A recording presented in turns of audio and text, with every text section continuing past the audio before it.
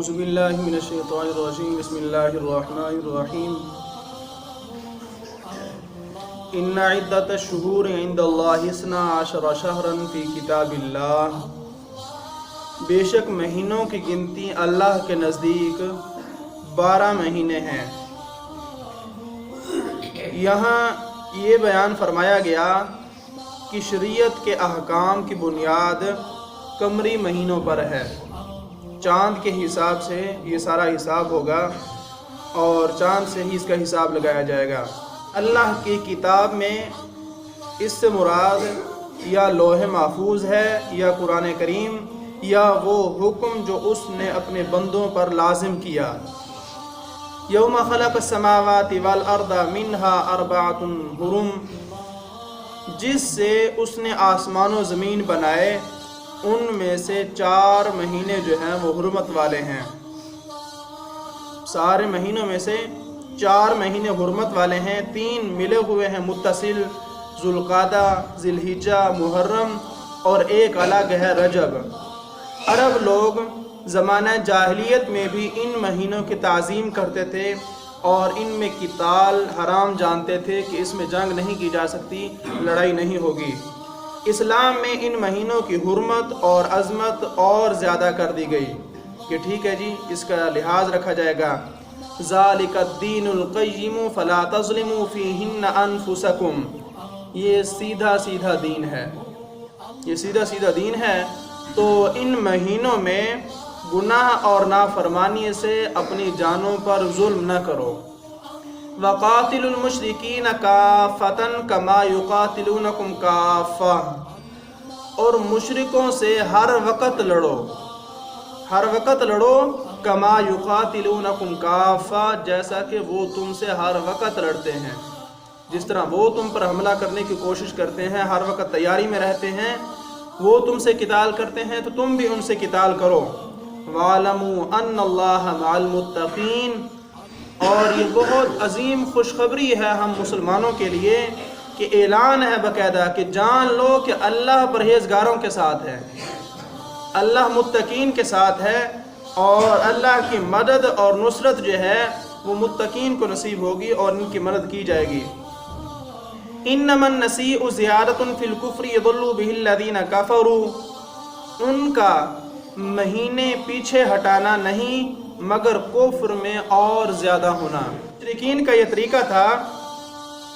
کہ وہ حرمت والے جو مہینے ہوتے ان کو آگے پیچھے کر دیتے، جس طرح آج ہمارے لوگ جو ہیں وہ بھی نیکی تو کرتے ہیں لیکن اپنی مرضی سے۔ یہاں اس چیز کو سمجھنے کی ضرورت ہے کہ نیکی کا طریقہ جو شریعت میں بیان کیا گیا ہے اسی شریعت کے مطابق ہی اس کو ادا کریں گے تو وہ نیکی ہے۔ اگر اس کو اپنی مرضی سے ادا کریں گے، چاہے آپ ساری محنت ویسی ہی کریں لیکن وہ نیکی نہیں رہے گی۔ جس طرح کے لوگ اجتماع صلاتین کر رہے ہیں حقیقی طور پر کہ جناب ظہر کے ٹائم میں عصر جو ہے وہ پڑھ رہے ہیں اور ادا کی نیت سے پڑھ رہے ہیں تو یہ نماز نہیں ہوتی، باقاعدہ یہ حرام ہے، گناہ ہے۔ تو اس طرح باقی مثالیں بھی ہیں کہ نیکی تو کرتے ہیں لیکن اپنی مرضی سے۔ تو مشرکین جو ہیں وہ بھی ان حرمت والوں کی تعظیم اور قدر تو کرتے تھے لیکن اپنی مرضی سے ایک مہینوں کو آگے پیچھے کر دیا کرتے تھے۔ اس کے بارے میں فرمایا کہ انما النسیء زیادۃ فی الکفر، ان کا مہینے پیچھے ہٹانا نہیں مگر کفر میں اور زیادہ بڑھنا۔ نسیء لغت میں وقت کے مؤخر کرنے کو کہتے ہیں، اور یہاں شہر حرام کی حرمت کا دوسرے مہینے کی طرف ہٹا دینا مراد ہے۔ زمانہ جاہلیت میں عرب اشہر حرم یعنی ذوالقعدہ، ذی الحجہ، محرم اور رجب کی حرمت اور عظمت کا عقیدہ تو رکھتے تھے، لیکن جب کبھی لڑائی کے زمانے میں یہ حرمت والے مہینے آ جاتے تو ان کو بہت مشکل ہوتی اور بڑا شاق گزرتا۔ اس لیے انہوں نے یہ کیا کہ ایک مہینے کی حرمت دوسرے کی طرف ہٹانے لگے۔ محرم کی حرمت سفر کی طرف ہٹا کر محرم میں جنگ جاری رکھی اور بجائے اس کے سفر کو ماہ حرام بنا لیتے، اور جب اس سے بھی تحریم ہٹانے کی حاجت سمجھتے تو اس میں بھی جنگ حلال کر لیتے اور ربیع الاول کو جو ہے وہ ماہ حرام قرار دیتے تھے۔ اس طرح تحریم سال کے تمام مہینوں میں گھومتی رہتی اور ان کے اس طرز عمل سے حرمت والے مہینوں کی کوئی تخصیص جو ہے وہ باقی نہ رہی۔ اسی طرح حج کو مختلف مہینوں میں وہ گھماتے پھرتے تھے۔ سید عالم صلی اللہ تعالی علیہ وسلم نے حجۃ الوداع میں اعلان فرمایا، اللہ نے جس طرح جو مہینے حرمت والے قرار دیے ہیں وہ اپنی جگہ پر ہی قائم رہیں گے اور ان کو نہیں ہٹایا جائے گا۔ اور اس آیت میں نصیح ان کو ممنوع قرار دیا گیا اور کفر پر کفر کی زیادتی بتایا گیا، کیونکہ اس ماہ حرام میں تحریم قتال کو حلال جاننا اور خدا کے حرام کیے ہوئے کو حلال کر لینا پایا جاتا ہے۔ کہ اللہ نے جو ہے وہ ذوالقعدہ کو حرام قرار دیا ہے، ذی الحجہ کو، محرم کو قرار دیا ہے، لیکن یہ ہے کیا کہ محرم میں جنگ لگی ہوئی ہے تو کوئی نہیں جی محرم میں جنگ جاری رکھو، آگے جو ہے وہ اگلے مہینے کو کر لیتے ہیں، سفر کو جو ہے وہ حرمت والا مہینہ بنا لیتے ہیں، اگر سفر میں بھی جنگ ختم نہیں ہوئی تو ربیع الاول کو بنا لیتے ہیں۔ تو شریعت کو اپنے مزاج کے مطابق موڑ لینا یہ ان مشرکین کا طریقہ تھا۔ افسوس کہ آج ہمارا جو ذہن اور نظریہ بن چکا ہے وہ بھی یہی ہے کہ خود کو شریعت کے تابع کرنے کے بجائے شریعت کو اپنے تابع کرنے کی کوشش کرتے ہیں، اور یہ مشرکین عرب کا طریقہ ہے۔ اور مجھے یہاں پر ایک بہت بڑی وعید یاد آ رہی ہے کہ من تشبہ بقوم فہو منہم،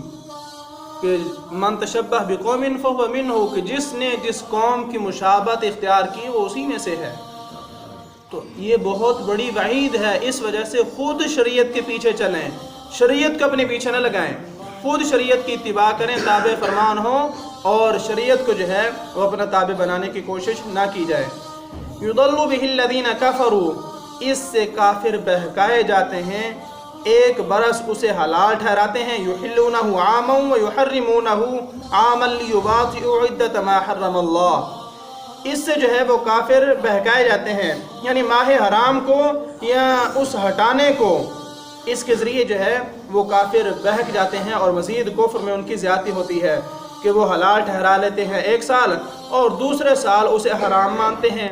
کہ اگر جنگ لگی ہوئی ہے، ضرورت ہے، تو پھر حرمت والے مہینوں کو بھی حلال سمجھتے ہیں، اور اگلے سال وہی مہینہ جب آتا ہے جنگ نہیں ہے تو وہی مہینہ جو ہے وہ حرمت والا ہی شمار کیا جاتا ہے اور اس کو حلال نہیں سمجھا جاتا، یعنی کہ حلال حرام میں وہ اپنی مرضیاں کرتے تھے۔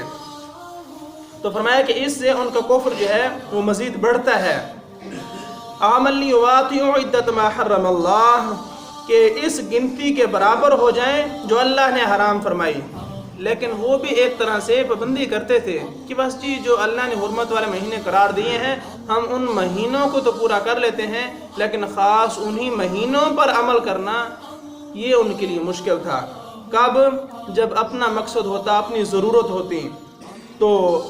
یعنی ماہ حرام 4 ہی رہیں گے اس کی تو وہ پابندی کرتے تھے اور ان کی تخصیص توڑ کر حکم الہی کی مخالفت کرتے تھے۔ جو مہینہ حرام تھا اسے حلال کر لیا، اس کی جگہ دوسرے کو حرام قرار دیا،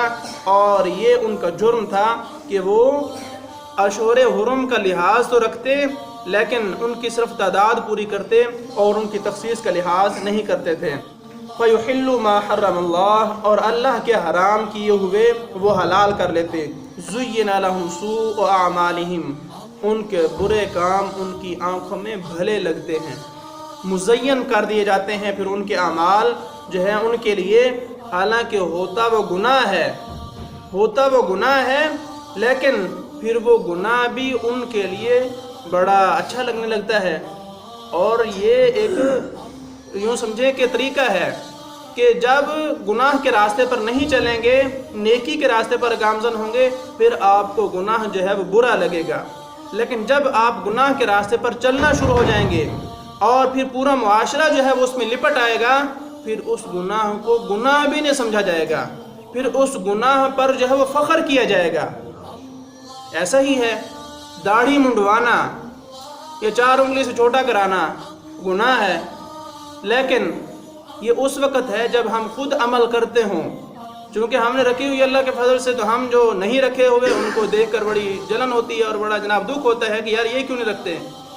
اور اب مسئلہ کیا ہو چکا ہے کہ جو عمل نہیں کرتے وہ اس کو گناہ ہی نہیں سمجھتے، اور پھر مزید یہ کہ چونکہ پورا معاشرہ ہی اس کے لپیٹ میں آ چکا ہے اس وجہ سے اب جو ہے اس کو فخر کے طور پر استعمال کیا جاتا ہے، اور اگر کہیں جانا بھی ہو وہ صحیح میں ذرا شیو کر کے نا داڑھی ودی ودی ہے، یہ نہیں کہا جاتا، حالانکہ یہ جرم ہے، یہ گناہ ہے، لیکن کیونکہ سارا معاشرہ اس کی لپیٹ میں آ چکا ہے اور اس گناہ کی کثرت ہو چکی ہے، اور گناہوں کے راستے پر چل چل کے وہ گناہ جو ہے وہ اب ہمارے لیے مزین کر دیا گیا ہے۔ تو فرمایا کہ واللہ لا یہدی القوم الکافرین، اللہ کافروں کو راہ نہیں دیتا، اللہ کافروں کو ہدایت نہیں دیتا جو اپنی مرضیوں کے ساتھ جو ہے وہ نیکی اور گناہ کا حساب کتاب رکھیں، ان کو ہدایت نصیب نہیں ہوتی۔ ہدایت آج بھی وہی لکیر کا نام ہے، اسی راستے کا نام ہے جو حضور بتا کر گئے ہیں، جو اس راستے سے ہٹ گیا تو اس کو ہدایت نصیب ہرگز نہیں ہو سکتی۔ تو اس وجہ سے آج کا یہی پیغام ہے کہ جو نیکی کا طریقہ حضور بتا کر گئے ہیں اس پر گامزن رہیں، جس گناہ سے حضور منع کر کے گئے ہیں اس سے باز رہنے کی کوشش